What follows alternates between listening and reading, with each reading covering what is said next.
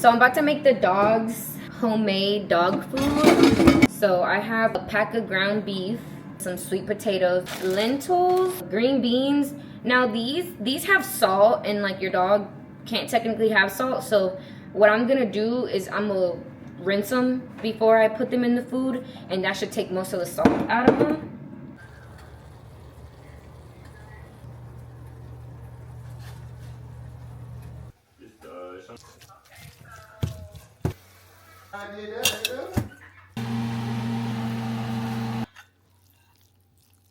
He knows we got some food for him. Look at that tail. Look at them, they're waiting on their food.